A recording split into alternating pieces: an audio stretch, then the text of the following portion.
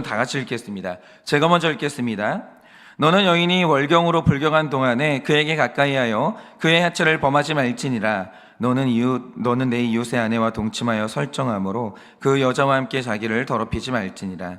너는 결단코 자녀를 몰렉에게 주어 불로 통과하게 하므로 내 하나님의 이름을 욕되게 하지 말라. 나는 여호와이니라. 너는 여자와 동침함 같이 남자와 동침하지 말라. 이는 가증한 일이니라. 너는 짐승과 교합하여 자기를 더럽히지 말며 여자는 짐승 앞에 서서 그것과 교접하지 말라. 이는 문란한 일이니라. 너희는 이 모든 일을 스스로 더럽히지 말라. 내가 너희 앞에서 쫓아내는 족속들이 이 모든 일로 말미암아 더러워졌고 그 땅도 더러워졌으므로 내가 그 악으로 말미암아 벌하고 그 땅도 스스로 그 주민을 토하여 내느니라. 그러므로 너희 곧 너희의 동족이나 혹은 너희 중에 거류하는 거류민이나 내 규례와 내 법도를 지키고 이런 가증한 일에 하나라도 행하지 말라. 너희 전에 있던 그 땅 주민이 모든 가증한 일을 행하였고 그 땅도 더러워졌느니라. 너희도 더럽히면 그 땅이 너희가 있기 전 주민을 토함같이 너희를 토할까 하노라. 이 가증한 모든 일을 행하는 자는 그 백성 중에서 끊어지리라. 다 같이 읽겠습니다. 그러므로 너희는 내 명령을 지키고 너희가 들어가기 전에 행하던 가증한 풍속을 하나라도 따름으로 스스로 더럽히지 말라. 나는 너희의 하나님 여호와이니라. 아멘. 기도하겠습니다. 하나님, 오늘도 정말 우리의 삶 가운데 내가 거하는 그 땅에서 스스로 토하여지고 내쳐지는 그런 일들이 일어납니다. 하나님, 내 삶에 왜 그런 일이 일어납니까? 오늘 말씀은 그것이 네 삶의 결론이라고 말씀을 하십니다. 하나님, 이 모든 것들을 바로잡기 위해서, 나의 삶에 일어난 모든 악한 결론을 다시 바로잡기 위해서 오늘도 회복해야 될 것이 무엇이 있겠습니까? 주님, 오늘도 우리가 그 중요한 말씀을 듣고자 하오니 주여 오늘도 우리에게 말씀하여 주시고 다시 나의 땅, 나의 지경으로 돌아갈 수 있도록 주님이 은혜를 허락하여 주시옵소서. 오늘도 말씀하시면 듣겠사오니 말씀하여 주시옵소서. 예수님의 이름으로 기도드립니다. 아멘. 네, 제가 가끔 유튜브 영상을 보면 그 기독교에 반감을 가지고 있거나 그 기독교를 반대하시는 분들의 컨텐츠를 좀 볼 때가 있거든요. 그러니까 결국 우리의 선교 대상이라는 것은 우리를 대적하는 그분들이기 때문에, 그분들은 우리의 원수가 되기도 하지만 우리의 선교 대상이기도 하기 때문에 그분들이 어떤 생각을 가지고 도대체 뭐 때문에 기독교를 적대시하는지 이걸 알기 위해서 아주 가끔 그런 분들의 컨텐츠를 봅니다. 그런데 한 번은 어떤 무신론자가 이런 말을 하더라고요. 자신은 종교를 안 믿는 것은 당연하고 종교에 대한 혐오감까지 있다라는 거예요. 그러면 이유가 뭐냐라고 할 때 자신이 역사를 쭉 공부하다가 어떤 한 가지 사실을 발견하게 되는데, 역사상 가장 잔인하고 악한 사건들은 거의 다 종교와 연관이 돼 있더라는 거예요. 예를 들어서 우리가 너무 잘 알고 있는 십자군 전쟁의 경우에 이 전쟁이 일어난 이유가 뭐였습니까? 이게 예루살렘 그 성지 탈환이라는 순수하게 종교적인 이유 때문인데, 십자가 전쟁이 계속되던 중에 이 전세가 불리해지니까 어느 날 교황이 했던 이상한 행동이 뭡니까? 어린 아이들을 모은 다음에 어린 아이들로 십자군을 만듭니다. 그리고 순수한 어린이의 믿음으로 전쟁에 나가면 하나님이 승리하게 해주신다, 이런 주장을 하면서 어린 애들을 전쟁터로 보내버려요. 그런데 결과가 뭡니까? 아이들이 배를 타고 유럽에서 이 예루살렘으로 가는데 배가 전복되면서 상당수의 아이들이 수장돼서 죽었다라는 거죠. 그리고 지금도 중동 전쟁이 왜 일어납니까? 그것도 종교가 원인이고 인종차별이나 노예제도 같은 것들도 거의 다 그 중심에 종교가 원인에 있다라는 거죠. 제가 이 주장들을 듣고 했던 생각이 뭔지 아십니까? 이 말이 너무 맞다라는 거예요. 제가 역사를 봐도, 저처럼 무지한 사람이 봐도 세상에서 너무나 악한 일들이 일어나고 있는데 흥미로운 건 악한 사건들, 전쟁의 상당수가 종교와 관련이 있다라는 거죠. 그런데 그 반면에 모든 사람이 절대로 부인할 수가 없는 분명한 사실이 또 뭐냐? 저는 세상에서 가장 좋고 아름다운 게 예술이라고 생각하는데요, 지금 우리의 정신세계에 막대한 영향을 끼치고 있는 음악, 미술, 문학이라는 영역에서 만약 기독교를 빼보세요. 지금도 우리가 누리고 있는 이 수많은 예술의 영역에서 기독교를 빼보라 이거죠. 남는 게 없어요. 그거 부인할 사람이 있습니까? 우리가 알고 있는 세계의 미술작품과 음악들은요, 전부 성경에서 영감을 받았기 때문에 만약 기독교가 오늘 우리 삶에서 삭제된다, 오늘날 우리의 정신세계라는 것은 훨씬 더 천박해졌을 것이고 빈약했을 게 틀림없는 거죠. 예를 들어서 제가 어제 한 여행 유튜버의 이제 토크를 봤는데 이분이 투르크메니스탄에 갔다라고 해요. 근데 거기가 엄격한 독재 국가예요. 그러니까 거기는 그 지도자가 신인 나라죠. 그런데 여기가 얼마나 엽기적이냐면 도시의 모든 색깔이 지도자가 좋아하는 황금색과 흰색으로만 구성된 거예요. 지도자가 이 두 가지 색깔을 좋아한대요. 그 영상을 보는데요. 도시의 느낌이 얼마나 이상한 줄 아세요?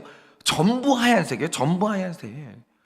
그리고 태양광 같은 것들만 이제 황금색으로 칠해져 있는데 진짜 엽기적이에요.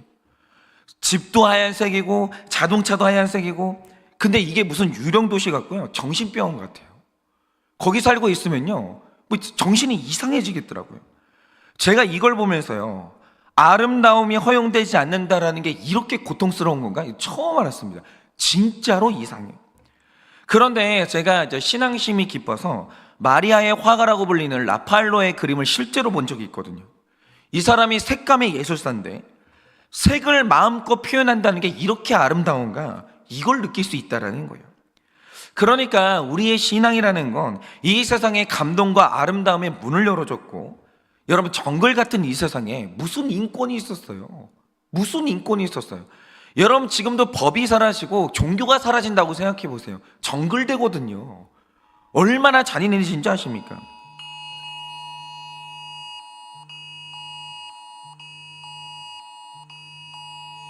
네, 지금 여러분도 뭐 보시겠지만 지금 뭐 긴급 재난 문자가 왔네요. 네, 일단 계속 진행하도록 하겠습니다. 어쨌든 이 정글 같은 이 세상에 그 무슨 인권이라는 게 있겠어요.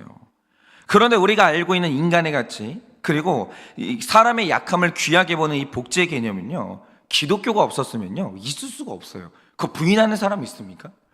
종교가 없는데 복지가 있다? 그런 걸 꿈꾼다? 그런 건 있을 수가 없는 거예요. 그리고 아이러니하게도 노예제도도 종교적인 이유로 합리화가 됐지만 노예제도가 폐지된 것도 믿음이 결국 그 이유였다는 겁니다. 그러니까 우리가 역사를 보면서 냉정하게 인정해야 되는 사실이 뭡니까? 맞아요. 인류 역사의 악한 사건들 중에서는 분명히 종교가 그 원인이었던 게 상당수가 있습니다. 맞아요. 그런데 반면에 인류를 아름답게 하고 가장 선한 결과를 만들어낸다라고 할 때 그 중심에도 역시 믿음이 있었다라는 거죠. 그런데 여러분, 여기까지 설교를 들으시면서 제가 지금 용어를 다르게 쓰고 있다라는 사실을 포착하셔야 돼요. 지금 이 땅을 살아가는 사람이면 누구나 다 종교라는 것을 가지고 있는데, 종교는요 세상에서 가장 악한 것으로 연결될 가능성이 농후하죠. 그러나 믿음은요 악한 것도 선하게 만드는 힘이 있다라는 거예요. 종교와 믿음은 달라요. 그러니까 제가 계속 말씀드리지만 역사의 가장 악한 사건들에 종교가 개입됐다는 걸 저는 인정합니다. 저도 알아요. 그러나 그 모든 악한 사건들에 참된 믿음이 연관됐다는 건 인정할 수가 없어요. 예를 들어서 예수님이 무슨 악한 게 있었어요? 예수님이 이 땅에 33년을 사시는 동안 예수님의 삶 가운데 악한 게 뭐가 있었냐고요. 믿음은 악하지 않아요. 종교가 악한 거지. 그러니까 우리가 나 자신을 보고 세상을 분별할 때 종교와 믿음을 정확하게 분별을 해야 되는데, 그러면 종교와 믿음의 차이가 뭐냐라는 거죠. 이게 정말 중요해요. 종교는 뭐고 믿음은 뭡니까?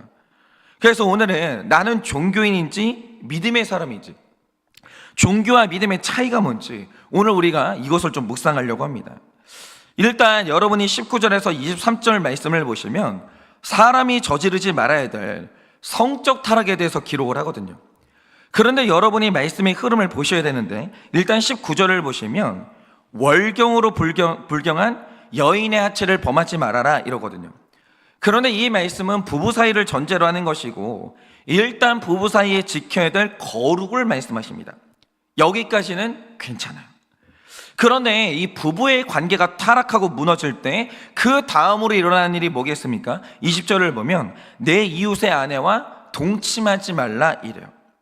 이게 뭐냐면, 일단 가정의 경계가 허물어진 사람은요 성적 타락의 정도가 이웃과의 동참, 불륜으로 확장되기 시작합니다. 그런데 이것까지 허물어지는 사람의 다음 단계가 뭐냐? 22절이 말하는 것처럼 동성애로 가고요.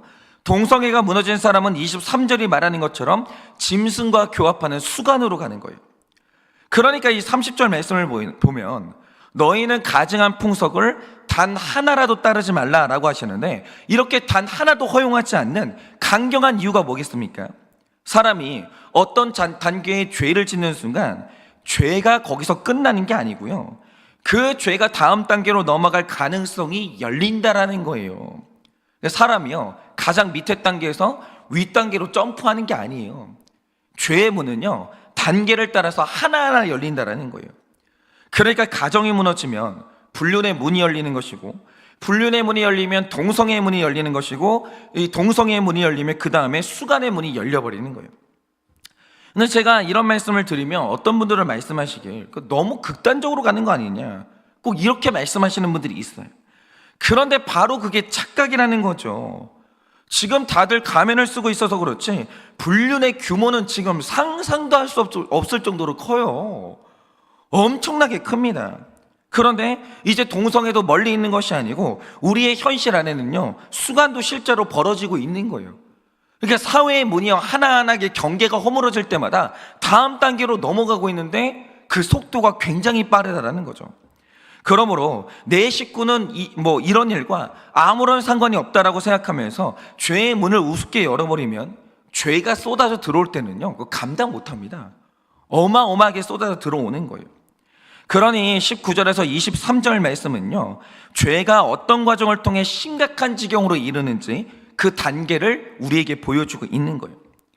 그런데 지금 이 말씀에서 봐야 되는 한 가지 흥미로운 사실이 있다는 거죠. 그게 뭐냐? 분명히 19절에서 23절까지 말씀을 보면 성적인 타락에 대해서 말씀하고 있어요. 그런데 이상한 건 정 가운데 있는 21절 말씀에 갑자기 등장하는 말씀이 뭡니까? 이렇게 말씀하십니다.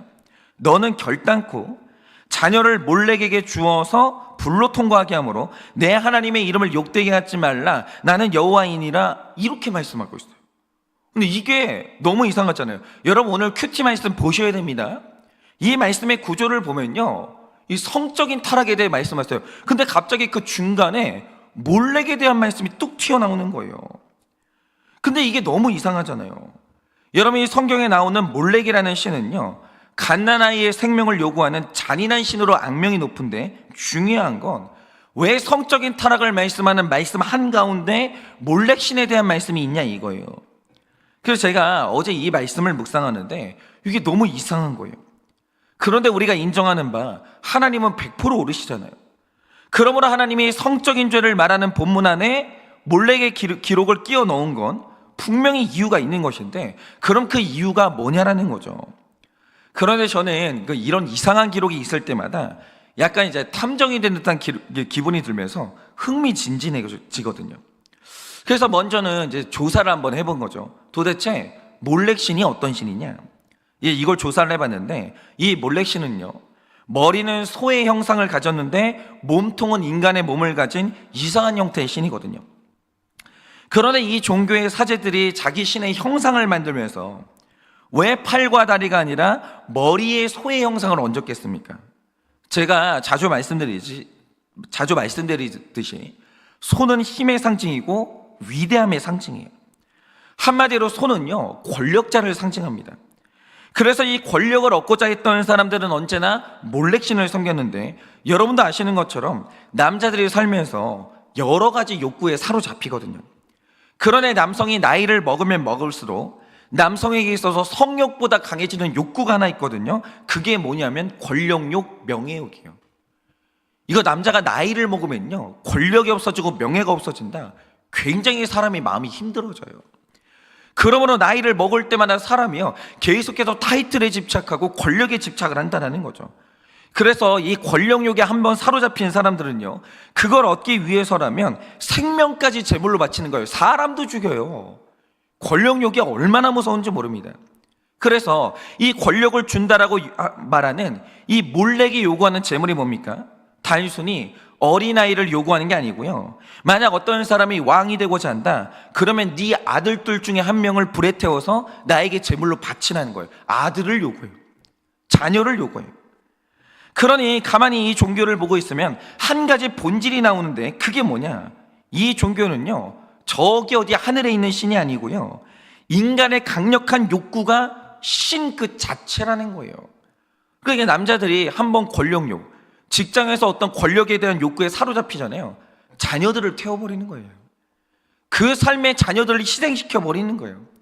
그러니까 이 신의 본질은 뭐냐면 남자들 인간의 욕구라는 거죠. 그러니까 이 몰렉신을 믿는 신앙은요, 결국 내 밖에 있는 신을 믿는 종교가 아니라 나 자신을 섬기는 종교라는 거예요. 내 욕구가 가장 위에 있는 거예요. 그런데 이게 왜 중요하냐? 오늘 말씀이 말하는 것처럼 사람의 욕구라는 건 끝도 없이 악하고 어둡기 때문에 내 욕구가 종교가 되고 내 욕구가 하나님이 돼버리면 처음에는 이 가정의 아내로 만족하던 사람이 욕구가 신이 돼버리면 나중에 짐승과 교합하는 사람이 되면서 도덕적으로 볼 때 가장 밑바닥으로 떨어지는 거예요. 그러니까 여러분, 세상에서 제일 무서운 게 뭐냐면 사람이 신이 될 때 언제나 그 사회가 잔인해져요. 내 자신이 신이 될 때 그 사람의 타락이요, 끝간데가 없는 거예요. 밑바닥으로 뚝뚝뚝뚝 떨어지는 거예요. 여러분의 욕구를 섬기기 시작하면 여러분은 타락하는 거 막을 수가 없습니다. 그런데 이걸 보니까 제가 한 가지 궁금해지는 사실이 있는데요, 한 사람이 짐승보다 못한 자리로 떨어진다라고 할 때 저는 이제 어디까지 떨어지는 게 가장 밑바닥이냐라고 하면 저는 그게 연쇄살인마라고 생각하거든요. 그러면 사람이 살인에 중독되는 그 밑바닥까지 떨어진다라고 할 때 도대체 무슨 과정을 거쳐서 그런 자리에 떨어지는 것인지 이게 너무 궁금하더라고요. 그래서 이걸 좀 찾아봤는데 그러다가 연쇄살인으로 이어지는 7단계의 심리 과정을 읽게 된 거예요. 근데 제가 이걸 읽는데 놀랄만한 사실을 알게 된 거죠. 그게 뭐냐? 여러분, 사람이 사이코패스로 태어날 수도 있고 성품이 악할 수도 있지만 대부분의 사람이 어릴 때 규칙이라는 걸 배우고 옳고 그름을 배우기 때문에 사람을 죽이는 걸 실천으로 옮긴다는 게 굉장히 어려워요. 정말 어려워요. 그런데 어떤 사람이 살인에 중독이 된다, 거기까지 떨어진다, 이때 공통점이 하나 나타나는데 그게 뭐냐? 사람들이 종교적인 사람이 된다는 거예요. 그럼 이 말 뜻이 뭐냐? 예를 들어서 어떤 사람이 사람을 죽이고 싶은 분노와 욕망에 사로잡힐 때가 있어요. 그런데 이건 내가 배운 바 윤리적으로 잘못된 일이잖아요. 그러니까 내가 배운 상식과 지식이 나의 욕구를 막아서게 되는데 이 윤리를 뛰어넘는 한 가지 방법이 있어요. 그게 바로 종교예요. 그래서 연쇄살인마들이 살인의 이유를 만들어낼 때 어떤 이유를 대냐? 종교적인 이유를 댄다는 거죠.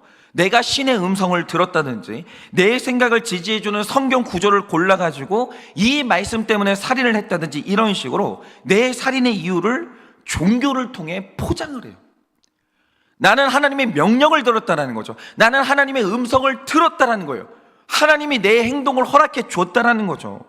그리고 살인을 할 때 아주 숭고한 목적을 설정하는데, 예를 들어서 창녀를 죽여서 세상을 깨끗하게 만들겠다, 부자를 죽여서 세상을 공평하게 만들겠다, 혹은 사람들에게 고통이라는 고난을 줘서 믿음을 갖게 만들겠다, 이런 식으로 자기 행동에 숭고한 목적을 부여하기 시작해요.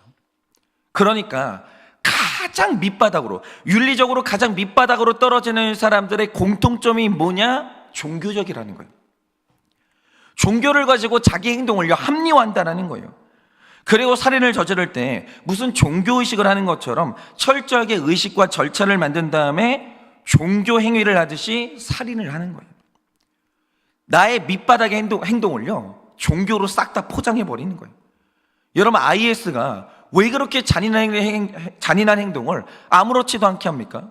막 사람 목을 자르고 총으로 사람을 죽이거든요. 그거 가능한 이유가 뭡니까? 알라가 허락해 줬다라는 거예요. 종교가 이렇게 무서워요. 내 욕구가 윤리적으로 맞지 않을 때 그걸 종교적으로 포장을 해버리는 거예요. 제가 이 글을 읽고 오늘 말씀이 깨달아진 거죠. 자, 오늘 말씀을 보면 19절에서 누구나 용납할 만한 성적 타락으로 시작을 해요. 가정에서 이제 경계가 무너지는 거죠. 그런데 이 죄가 타락하고 타락하다가 결국 너무나 더러운 밑바닥까지 떨어져요. 그런데 이렇게까지 사람이 수준이 떨어진다라고 할 때 이게 가능하려면 한 가지가 있어야 되는데 그게 뭐냐? 21절이 말하는 것처럼 내 욕구, 내 감정, 내 가치관이 종교가 되면 되는 거예요. 이게 내 우상이 되면 되는 거예요. 내 감정, 내 욕구, 내 가치관이 우상이 되면 그러면 여기까지 떨어지는 게 가능한 거예요. 여러분, 저 같은 목회자가 진짜 유심히 봐야 되는 게 뭐냐면, 여러분, 목회자가 밑바닥으로 떨어질 때가 있거든요. 이유가 뭐겠습니까? 처음에는 그분들이 다 하나님을 섬겨요. 그러다가 어느 날 하나님이 내 욕구, 내 감정을 섬기는 자리로 떨어지는 거예요. 이 순서가 뒤집히잖아요. 목회자가 밑바닥으로 떨어지는 거예요. 그러니까 지금 우리 안에도 믿음과 종교가 싸우고 있고, 한 공동체 안에, 이 사회 안에도 종교인과 믿음의 사람들이 섞여 살고 있거든요. 언어는 비슷해요. 다 성경을 말하고 하나님을 들먹입니다.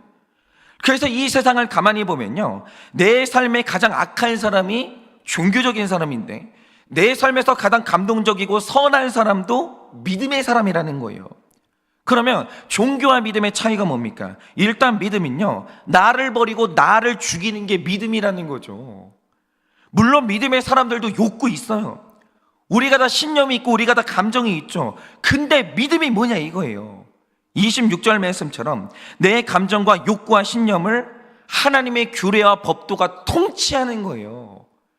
내가 마음대로 욕구를 발산하는 게 아니라는 거죠. 하나님의 말씀이 나의 욕구와 나의 행동과 생각, 감정을 통치해요.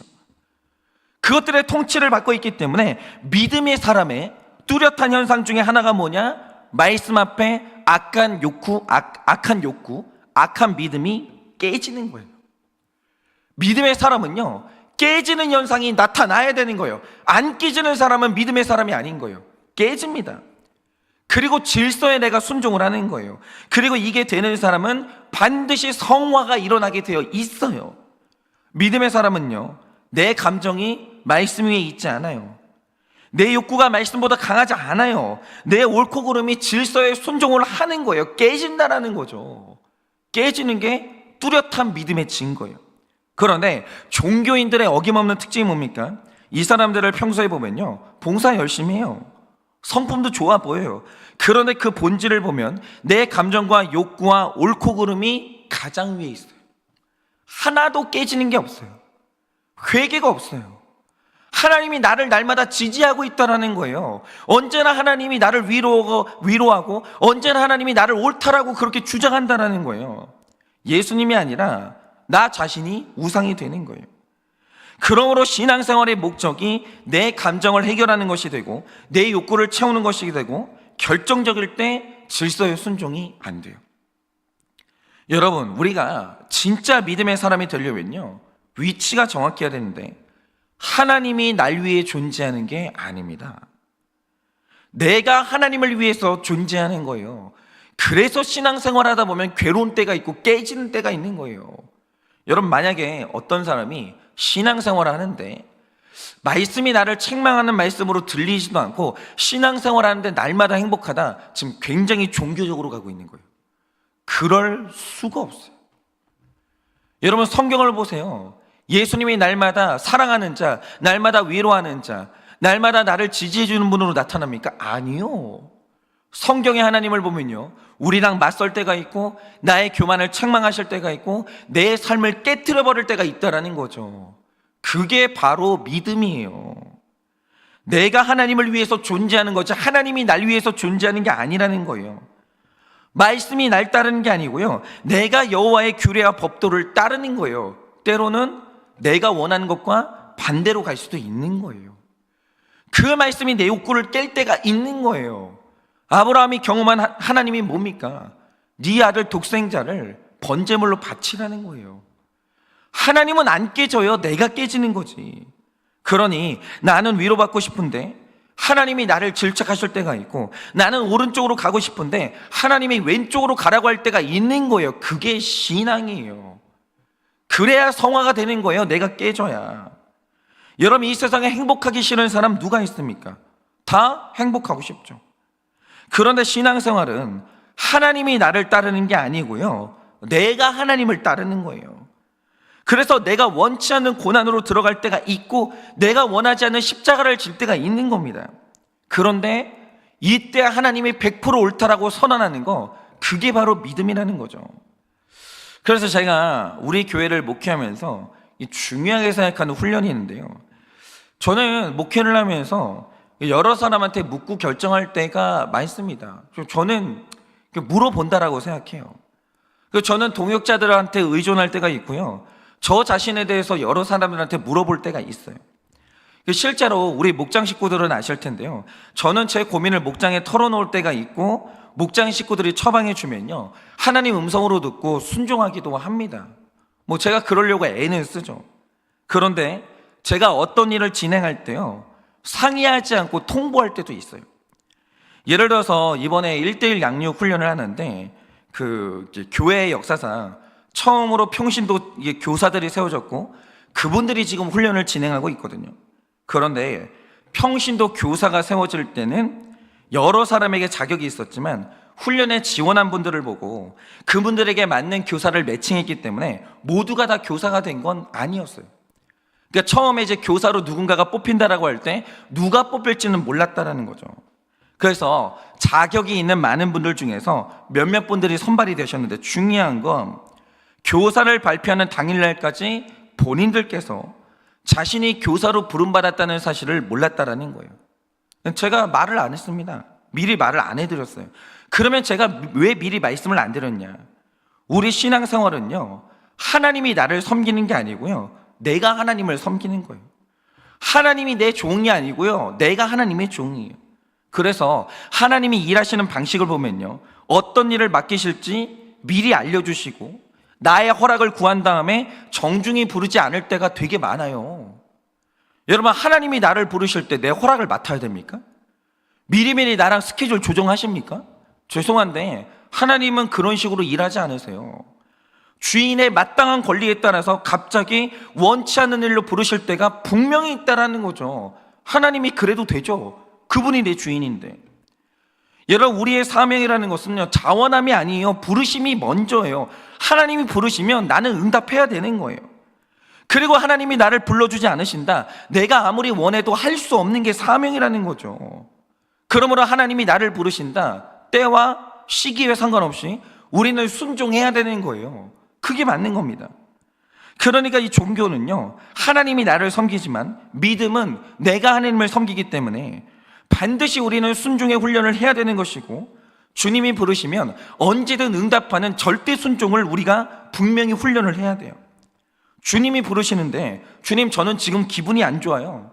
지금 때가 아니에요. 저는 준비가 안 됐어요. 하나님, 나를 왜 부른지 이유를 설명하세요. 이럴 수 없다라는 거죠. 그건 종교예요. 절대 순종이 있는 믿음은요, 그렇지 않다라는 거예요. 그래서 제가 이 훈련을 했던 이유가 뭐냐, 내 감정, 내 욕구가 종교가 되고 하나님이 되고 내가 하나님의 자리에 올라가 있으면 끝도 없이 타락해진다는 거죠. 그건 수순이에요. 저도 마찬가지예요. 여러분, 만약에 제가 이 교회 주인인데 보세요.